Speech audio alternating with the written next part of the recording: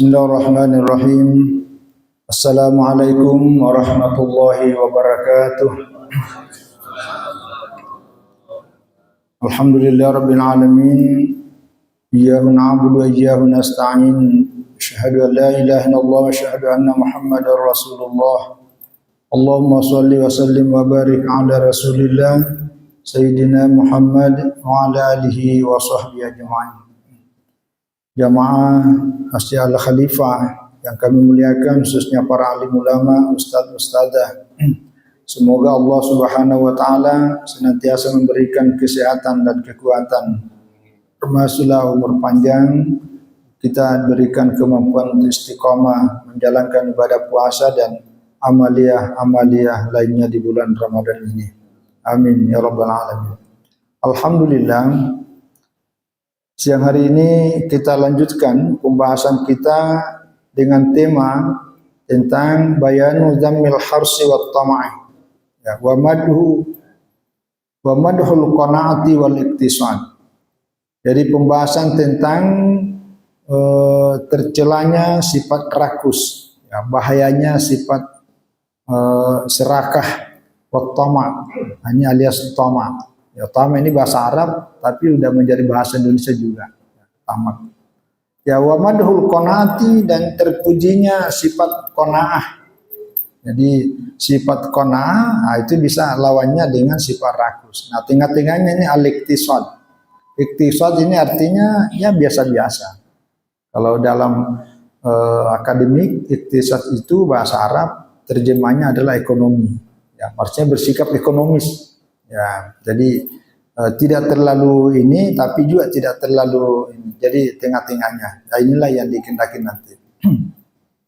Kata Imam Al-Ghazali, sebagai bagian dari pembahasan tema ini adalah yang bagi lil fakir ayyakuna qani'an, ya, mungkati at-tam'i 'anil khalq, agar multafit ila ma fi aidihim.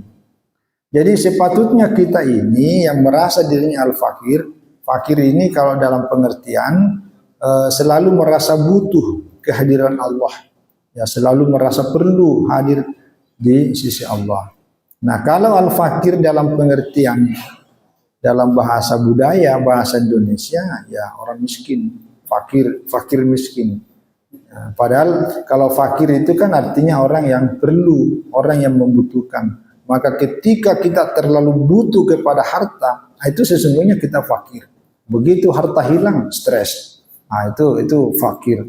Nah, apa yang seharusnya kita lakukan adalah ayyakuna qani'an. Sepantasnya adalah bersifat qanaah.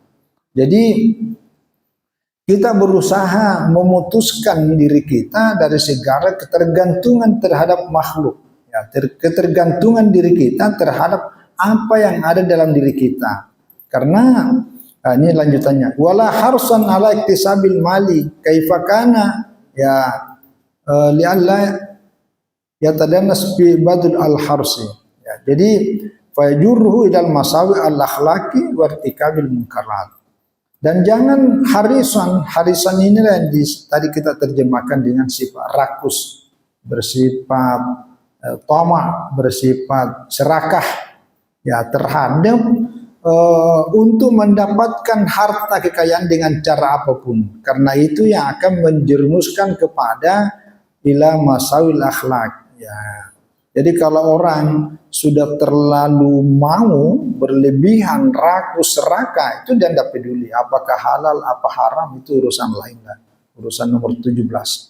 Nah, jadi ini yang mendorong dia masalah akhlak, akhirnya akhlaknya menjadi buruk, vertikabil mungkarat, dan dia ya terjerumus ke dalam hal-hal yang mungkar, yang dilarang oleh agama. Jadi sekali lagi pernyataan dalam kitab ini, dan memang inilah seharusnya, bahwa kalau kita mau hidup dengan nyaman dan tenang, maka salah satunya itu adalah bersifat qanaah.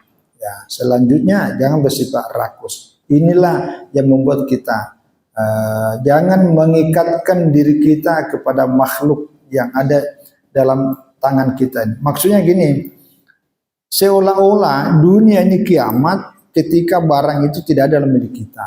Nah, itu ada orang stres, itu karena berlebihan. cintanya berlebihan. Padahal itu ya kalau bisa itu ya jangan berlebihan, artinya biasa-biasa. Kalaupun ada, alhamdulillah, tapi tidak terlalu gembira. Tapi kalau hilang, juga tidak bersedih berlebihan. Kita bersedih karena itu manusiawi. Nah, apa hubungannya dengan ibadah puasa? Ibadah puasa ini pada hakikatnya adalah mencoba meminimalisir hati kita supaya ketergantungannya kepada harta itu tidak berlebihan. Itulah sebabnya kita tidak makan, tidak minum, tidak melakukan hubungan seks, syahwat. Karena itu diminimalisir. Gitu. Kalau dalam kitab ini, tahun lalu kita bahas tentang puasa itu. Kenapa kita tidak makan, tidak minum? Salah satu faktornya karena di antara medianya iblis, sarananya setan untuk menjerumuskan manusia itu adalah makanan. Jadi mulut yang ada di atas ini sebagai tempat asupan makanan kita, dan mulut yang di bawah ini untuk memenuhi naluri seksual. Inilah jalannya setan masuk. Maka ketika kita berpuasa, inilah yang coba dikendalikan. Itu. Maka hubungannya ibadah puasa dengan sikap rakus dan tamak, apalagi nanti di bulan Ramadan ini, salah satu yang dia sangat dianjurkan itu adalah bersedekah. Itu dianjurkan. Tapi kalau zakat itu wajib, bukan dianjurkan, tapi wajib. Wajibnya bukan hanya zakat fitrah, tapi zakat mal. Ya, zakat mal. Ini semua kan di Al-Qur'an itu surat Taubah ayat 103. Khud min amwalihim shadaqatan tutahhiruhum wa tuzakkihim biha. Jadi ambillah dari sebagian harta mereka, yaitu orang-orang kaya. Ya, untuk apa? Tutahhiruhum wa tuzakkihim biha. Itu untuk mensucikan. Apa yang disucikan dari diri orang yang berzakat, yang disucikan itu adalah sikap. Ini tadi ini, yang rakus ini. Itu. Karena itu yang merusak. Maka ini hubungannya dengan puasa, dengan tema ini dalam kitab ini. Nah, selanjutnya wa qad jambala al-adamiyu alal harsi wat tama. Ya, wakilatil qanaati. Jadi memang yang namanya sikap rakus, serakah dan tamak serta sedikitnya rasa qanaah itu adalah sifat jibiliyah manusia. Jibiliyah itu artinya watak. Jadi naluri manusia memang seperti itu. Jadi bahasa kita tuh manusiawi lah. Jadi semua manusia pasti ingin banyak harta. Semua orang pasti ingin pangkatnya, jabatannya. Karena kalau dapat jabatan ada tunjangan ada kelebihan duit, ada fasilitas dan segalanya. Begitu juga yang lain. Begitu juga. Ini manusiawi. Dan merasa sedikit qanaah, ya, merasa ya sedikit cukup, selalu mau lebih dari itu. Itu adalah manusiawi. Ini kata Al-Ghazali. Nah, beliau mendasarkan dalam sebuah hadis diriwayatkan oleh Imam Bukhari dan Imam Muslim bahwa Rasulullah SAW bersabda, "Lau kana li bini Adam wadiyan min zahabin." Andai kata manusia itu punya dua lembah, yang dua lembah itu isinya penuh dengan emas, ya, la botagha lahuma salisan. Jadi seandainya manusia itu ada lembah itu di bawahnya emas semua, miliknya semua, masih mau lagi yang ketiganya. Begitu tidak pernah merasa cukup. Nah, nanti dia berhenti setelah dimasukkan ke dalam liang lahat. Itu ketika inna lillahi wa inna ilaihi rajiun barulah berhenti. Nah, ini kata Imam Al-Ghazali, ini hadis yang menunjukkan bahwa Rasulullah SAW menyatakan bahwa itulah manusia tidak pernah berhenti. Ya, maka inilah yang kemudian. Nah, kata Al-Ghazali wa ilaju dzalika la yakun illa bi umurin. Nah, bagaimana mengobati penyakit hati yang berlebihan seperti ini? Inilah yang mau dijelaskan. Ada 5 resep kiatnya yang disampaikan Al-Ghazali dalam kitab ini sebagai bagian dari penyakit hati terlalu melengket. Ya, dulu ada iklan itu apa tuh, melengket kayak perangko. Ya, kalau udah kayak perangko hati dengan harta itu repot itu. Ya, persaudaraan pun juga dikorbankan. kalau sudah melengket. Nah, tapi kalau tidak melengket ya biasa-biasa. Ada alhamdulillah. Kalau tidak ada ya enggak apa-apa. Nah, jadi sedang-sedang aja.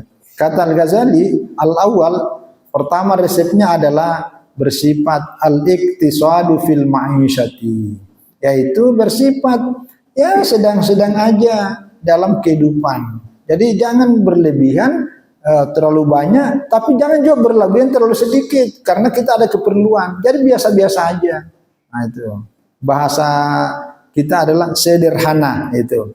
Warifku fil infak. Begitu juga di dalam berbelanja, jangan berlebihan. Kalau tidak terlalu diperlukan, ya tidak usah lalu. Tapi kalau jangan juga tidak belanja, apalagi ada istri, ada anak, itu nanti rumah tangga kita tidak aman juga. Ya, nanti kuncikan pintu mamanya tidak bisa masuk, bahaya pula. Nah, jadi tengah-tengah itu yang dimaksud. Nah, di dalam hadis yang dikutip oleh Imam Al-Ghazali yang diriwayatkan oleh Imam At-Tabrani, ya, ma'ala manik ketasada, bahwa orang yang bersifat sedang-sedang, orang yang bersikap sederhana tidak akan pernah melarat hidupnya. Itu hadis. Ma'ala manik tasada. Kalau dalam bahasa ini apa istilahnya itu ya? Bahasa kata-kata mutiara ya. Mangkona ya, azza man qana'a wa dhalla man tama'ah. Nah itu kata-kata mutiara itu. Sungguh mulialah orang yang bersikap qana'a, dan sungguh ya celakalah bagi orang yang bersikap tama' alias rakus. Nah itu kata-kata mutiara. Saya duga kata-kata mutiara ini diambil dari hadis ini, diinspirasi oleh hadis ma'ala manik tasada, tidak akan pernah melarat orang yang bersikap sederhana. Di dalam hadis yang lain yang diriwayatkan oleh Imam At-Tabrani dan Imam Al-Baihaqi, kata Rasulullah Shallallahu Alaihi Wasallam, salasun munjiat, ada 3 hal yang membuat manusia bisa selamat. Ya ini diantaranya ya, karena banyak yang membuat kita selamat. Tapi 3 diantaranya disebutkan dalam hadis ini. Yang pertama, khasyatullahi fisirri wal alaniyah.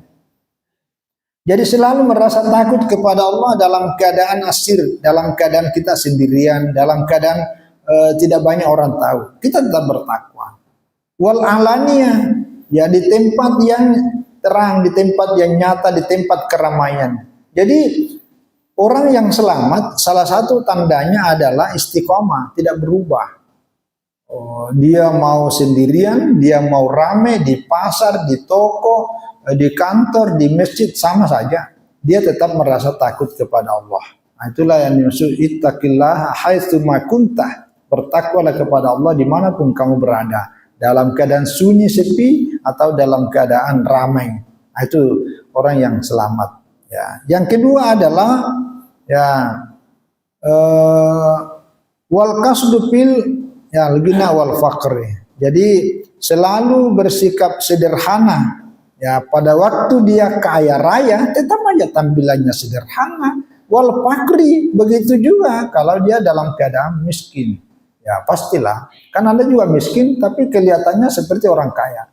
Gitu. Jadi udah miskin sombong lagi pula.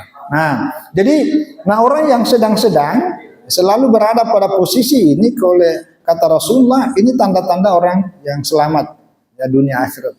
Yang ketiga adalah wal adlu firida wal ghadab. Ya, bersikap adil pada waktu dia dalam keadaan gembira sekali dan pada waktu dalam keadaan sangat marah. Ya, jadi bersikap adil maksudnya adil itu ya tengah-tengah. Jadi kalau dia lagi gembira berlebihan, tapi ketika dalam keadaan marah juga berlebihan. Nah, tengah-tengahnya tidak terlalu marah tapi tidak terlalu gembira, sedang-sedang. Itu namanya al-adl. Ini 3 kiatnya untuk bisa selamat dalam dunia akhirat sesuai hadis Rasulullah Sallallahu Alaihi Wasallam ini. Nah, selanjutnya Imam Al-Ghazali juga mengutip. Nah, ini hadis diriwayatkan Abu Daud dan Tirmidzi.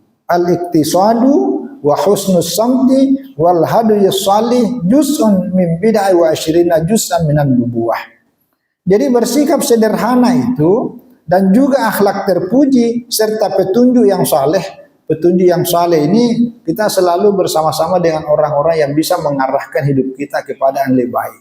Makanya kalau bersahabat, carilah sahabat yang bisa mengantarkan kita kepada arah yang lebih baik. Itu nama al-hadus salih. Nah, ini 3 sifat kata Rasulullah dalam hadis ini diikuti Al-Ghazali adalah bagian dari 20 sifat-sifat kenabian. Jadi ini yang dicontohkan oleh para nabi-nabi terdahulu, itulah yang menghiasi hidupnya. Nah, kalau kita mau selamat dari penyakit tadi rakus dan serakah ini yang pertama. Yang kedua adalah ayat tahaqqaqa bi anna rizqal ladzi qaddara lahu la budda wa yatihu wa illam yastadda harsuhu. Yang kedua penting sekali ini. Jadi supaya kita tidak serakah dalam hidup ini, kita harus meyakini dengan sebenar-benarnya bahwa rezeki yang ada pada diri kita adalah sesuai apa yang Allah sudah takdirkan dan tidak akan pernah meleset.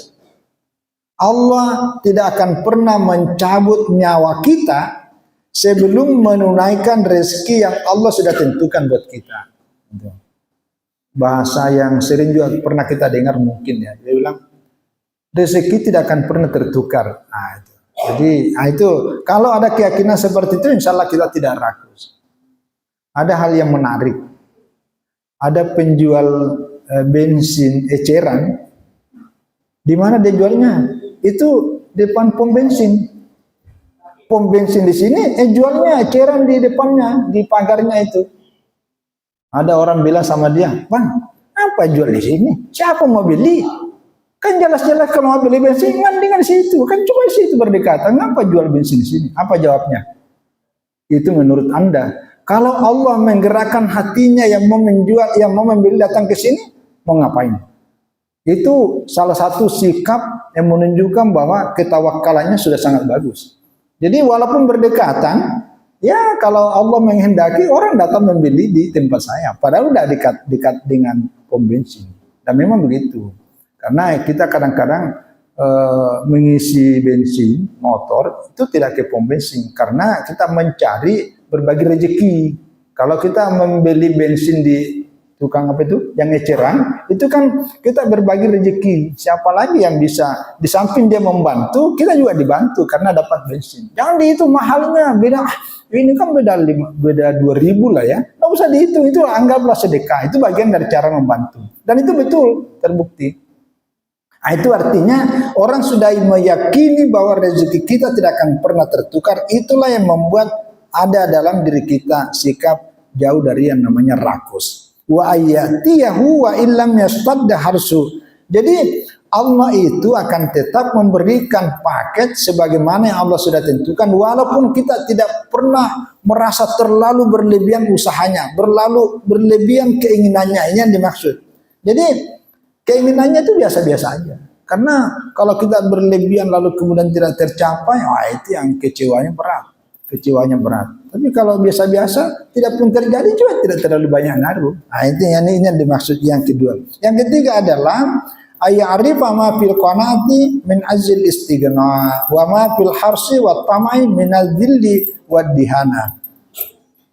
Wadahinati. Ya, maksudnya gini. Jadi kita harus mengetahui juga, meyakini dalam diri kita bahwa sifat qanaah itu adalah suatu kemuliaan.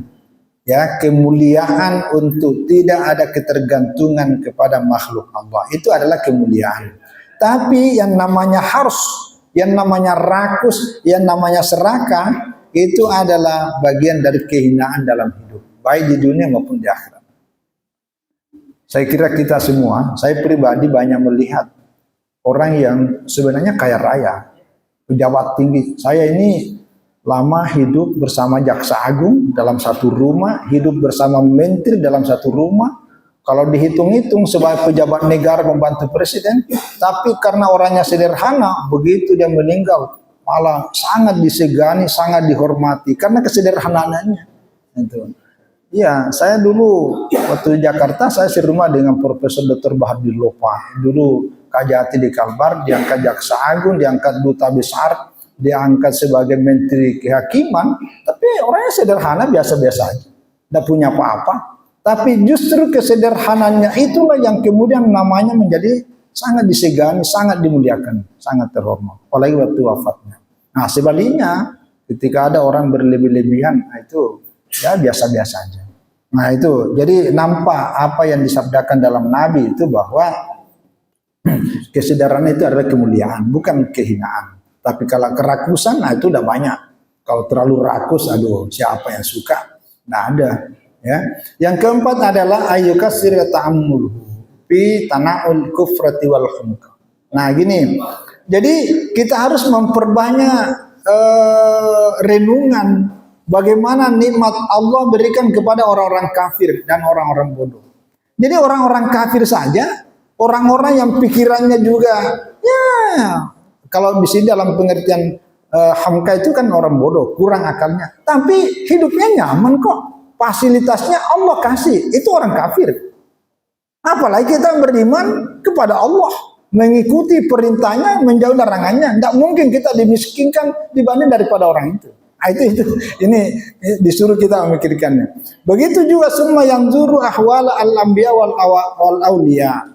Jadi perhatikan baik-baik kehidupan para nabi dan para aulia, ya wastami ahadits dan dengarkan cerita-cerita mereka. Lalu bandingkan apa keburukan dan kelebihan yang mereka dapatkan. Nah, dari situlah kita bisa belajar. Nah, inilah kemudian di dalam Al-Quran itu banyak sekali sejarah diungkap dalam rangka mengambil pelajaran dari seperti ini.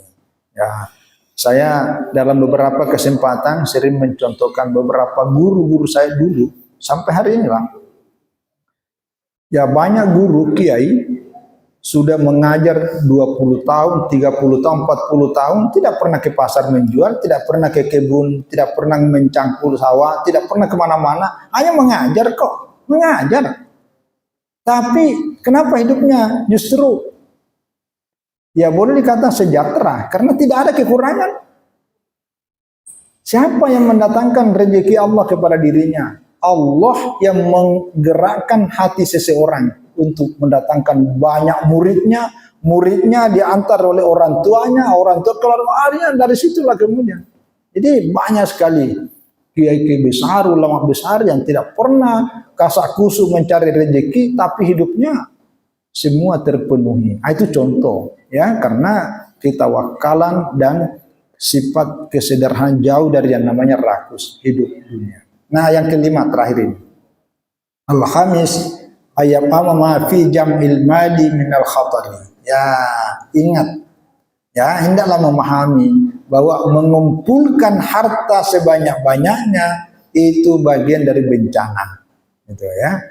Ya, maksudnya bencana ini mengumpulkan harta sebanyak-banyaknya tanpa kendali, tanpa terkontrol.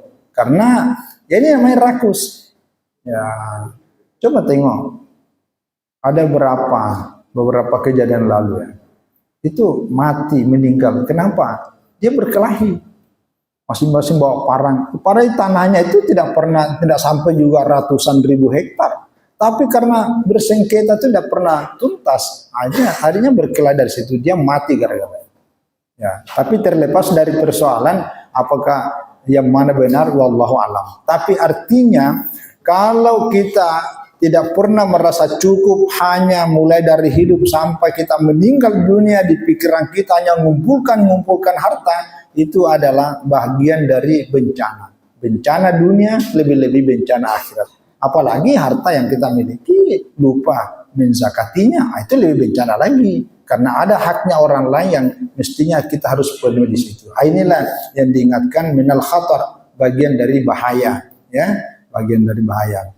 Ya, kama zakarna fi afatil maliyah, ini sudah dijelaskan yang sebelumnya. Jadi sekali lagi dari sini kemudian terakhir Imam Al-Ghazali tidak menyebutkan hadisnya, tapi hanya mengatakan bi ayyan zura abada ila man dunahu fid dunya la ila man fawqahu. Maka oleh karena itu ya wa yatimmu dzalikan, supaya sempurna obat kiat resep supaya kita tidak rakus, maka tengoklah kepada orang-orang yang ada di bawahmu dalam hal keduniaan.